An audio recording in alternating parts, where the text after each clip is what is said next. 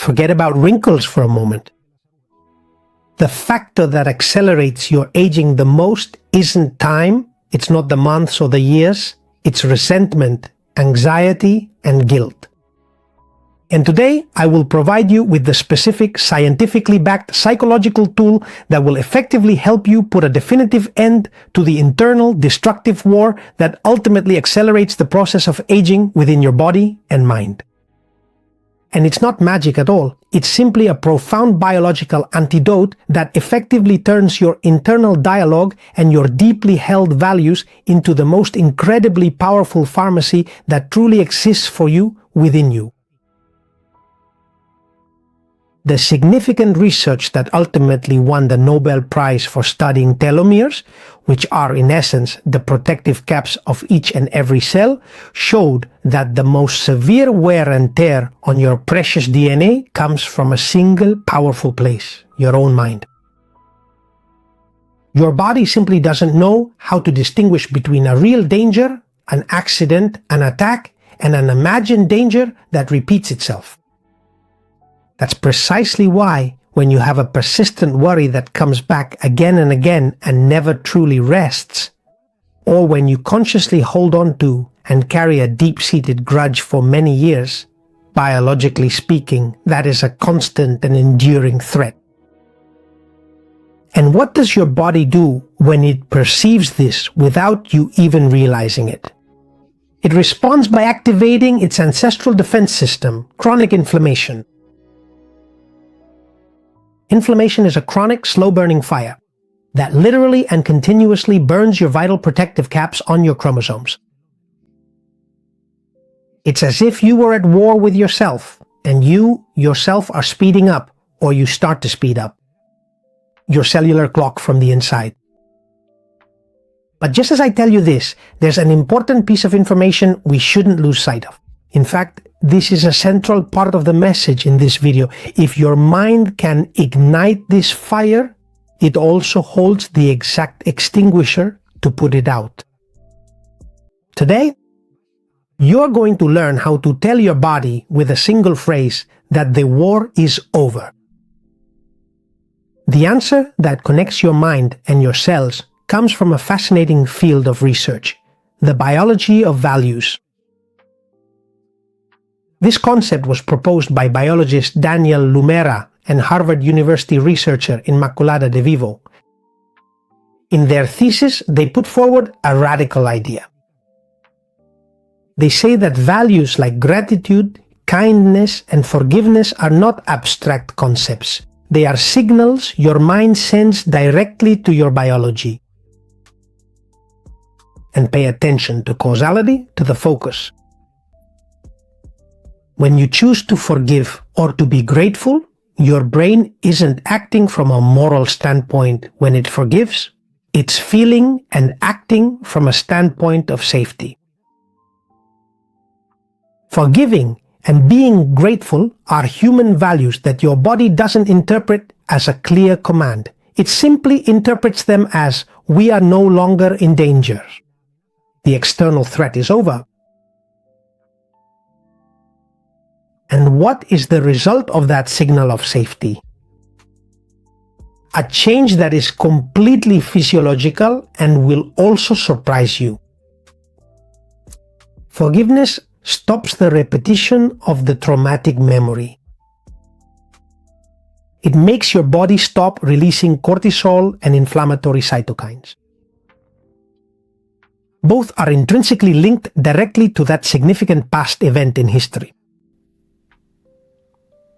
Kindness and optimism are directly correlated with the reduction of oxidative stress. They create an internal environment that protects and lengthens your telomeres, and calmness activates the parasympathetic branch of your nervous system. It effectively allows your entire body to switch from a defense mode to a much-needed repair mode. These values are literally physiological antidotes against the fire of inflammation. They are genuine internal medicines that stop your cellular wear and tear. And this brings us to the key question. Why don't we live in those states more often? And it's easy, it's simple to say and simple to understand. You can know about forgiveness and yet still not forgive. You can know that forgiveness is good, but that doesn't mean you can forgive. You can admire kindness and yet speak to yourself or your partner with great harshness. You may wish to be a grateful person and yet find yourself constantly trapped in complaining. Values do not activate themselves. They need a spark. They need the motivation for you to choose to embrace them. And above all, they need you to have or use a tool to turn them from something ideal into something practical, real. And here comes the most powerful secret of all. Our mind contains a hidden switch that is capable of controlling our physical reality. But be careful, its use comes with a warning. This switch does not distinguish between the positive and the negative. It simply follows orders. Professor Joseph Murphy, who was a pioneer in neuroscience, identified it as the subconscious. The tool to program that command center is with you right now. In fact, you use it every day. And it is the key that activates that internal pharmacy I mentioned that each of us has. And what is that tool? Very simple. Your inner dialogue, that constant, pervasive voice that accompanies you when you first wake up in the morning, when you prepare to go to bed at night, the one that silently comments with you on every single decision you want to make or are contemplating making, the one that meticulously interprets what is happening all around you, the one that consistently supports you, or the one that at times perhaps even undermines you, brings you down. That voice is the steering wheel of your nervous system. Psychological science has been studying it for decades. In fact, that inner voice is the foundation of cognitive behavioral therapy, which is the most validated treatment in the world for anxiety and depression. Its basis is very simple, but also profound. It's not the events themselves that hurt you. It's the story your mind tells about those events. If you tell yourself this is a disaster, your body goes on alert. But on the other hand, if you tell yourself, this is hard, but you know what? I can and I will take the next step, then your body enters a state of regulation. Your inner dialogue has immediate and direct access to your amygdala, and the amygdala is, in essence, simply put, the primal biological primary control center for feelings of alarm and fear. If you deeply hold on to these persistent feelings of guilt, bitter resentment, or overwhelming anxiety inside you. When you experience feelings of anxiety or significant distress, it is primarily the amygdala, a crucial part of your brain, that interprets those unsettling thoughts as a very real and immediate danger. This interpretation then powerfully triggers a cascading physiological response of stress hormones and cortisol throughout your entire body, which will ultimately cause chronic and persistent inflammation within you. In other words, your internal dialogue, the constant stream of thoughts and self-talk within your mind, is directly and profoundly related to your overall stress levels, your body's inflammatory responses, and as a significant consequence, the actual lifespan of your protective telomeres, which are vital for cellular health and longevity. However, when you choose a phrase that brings calm, you are sending a clear instruction to your biology. We are safe. And when your body believes it is safe, the inflammatory fire subsides, or even disappears, and repair is activated. Aging slows down. Your internal dialogue is the key that turns a value like forgiveness into a real biological action. If chronic stress is the fire and values are the antidote, Your internal dialogue is the key that turns a value into a real biological action. It is the one that writes, or can write, the prescription with the cure in that pharmacy I was telling you about. But so that this isn't just pure theory, let's spend a few minutes analyzing how it works in daily life. You'll see. In the end, the most important thing is that you understand how your mind, with every phrase you choose, can either ignite inflammation or put it out. It can speed up your aging or give your telomeres a break.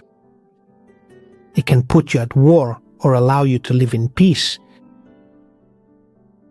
This isn't about thinking positively. That would even be superficial. This is about getting you to reflect. What are you thinking? And why exactly are you thinking that, right?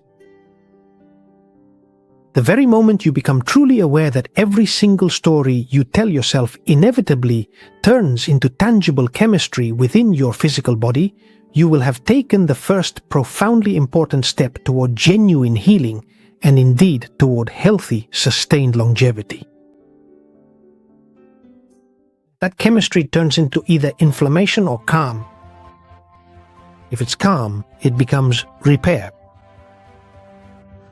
And the reality that can be drawn from these studies is that your longevity does not begin in the body. In the physical exercise you diligently perform, the nourishing food choices you consciously make, or the essential rest and recovery you allow yourself to experience. Ultimately, it profoundly begins with the empowering narrative you consciously choose to embrace. With that thoroughly explained and clearly understood, now you are truly ready for the final and most crucial part of this entire video presentation. What exactly is your own personal, well-thought-out protocol for effectively putting out the metaphorical fire when it inevitably appears? There are moments in life when you find yourself cornered. It truly doesn't matter how many insightful books you may have diligently read, how much valuable advice you've been generously given, or even precisely how incredibly strong and resilient you genuinely think you are. When it truly and deeply hurts, everything ultimately comes down to one singular crucial thing you profoundly say to yourself in that very difficult moment. That powerful phrase, the one you choose when you're truly tired, deeply hurt, completely lost, that phrase possesses the profound ability to either ignite the burning fire or slowly extinguish it. What I'm about to suggest next is not a technique. And it's not a simple recipe either. It's something far more intimate, a deeply personal, carefully crafted, small emergency script specifically designed for those challenging moments when life inevitably gets harder and your mind fills with overwhelming noise. There are indeed 5 distinct phrases, 5 powerful anchors, 5 gentle reminders, if you will, but above all else, they are 5 profound opportunities to truly return to your authentic self, to be aware and to focus properly. And you don't have to use them all. Choose the ones you feel you need. Maybe it's just one, or maybe none at all, but you're understanding how it works. And if it's one, repeat it as if it were a hand on your back. The first is for when anxiety pushes you into the future. So your phrase should be, you see, I don't control the ending, I only control this next step. And this phrase should be like your home. It will bring you back to the only place where life truly happens, which is today. The present. You don't have to worry about the future. Your body recognizes that command as a command for calm. Let's calm down and the fire subsides. The second is the opposite, when the past comes back again and again, over and over. So in that case, your phrase should be, you know what? I choose to let it go. Today my body deserves a break. And you're not saying that what happened was okay. What you're saying is that you're no longer going to sacrifice your peace today for what happened yesterday. That ultimately is forgiveness in its most practical and mature form. It's deep self-care. The third is when guilt chases you. It's as if it were talking to you, and on top of that, doing so harshly or with undue severity. In that particular case, your truly impactful phrase should unequivocally be, "You know what, I genuinely made a significant mistake, yes, but I'm absolutely not a mistake myself."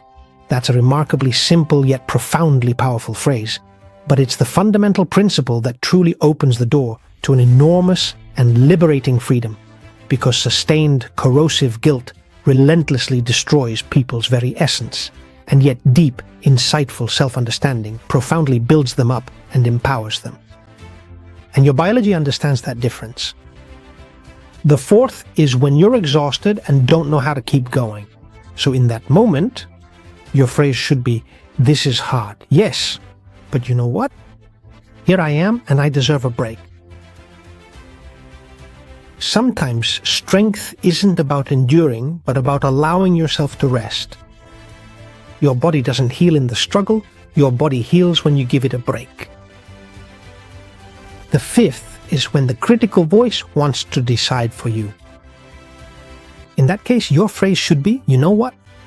I'm hearing you, but today I choose the voice that gives me strength." It's not about silencing your mind, but about educating it, about teaching it, little by little, which part of you is in control, and that choice is an act of inner authority. You see, these phrases I just shared with you are not mantras, they're directions, they're compasses, they're small decisions that, when repeated sincerely, will change your chemistry, your inflammation, your mood, and your ability to keep going.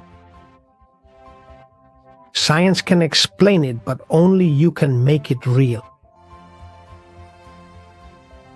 The profound and essential building of your overall health truly commences right here, in the serene and quiet sanctuary of your own mind, in that precise and pivotal moment when you consciously and deliberately decide what empowering and transformative story you genuinely want to consistently tell yourself, shaping your future. Because your body listens to every word.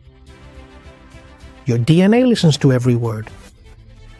And so does your future. Today, choose the phrase that brings you peace. Choose the one that brings you back to the present, to today. And choose the one that reminds you that you can heal, that you have the ability to heal. And repeat it to yourself. Calmly, truthfully, with commitment. The building of your peaceful life begins with this small but profound act. I encourage you to keep moving forward, always forward.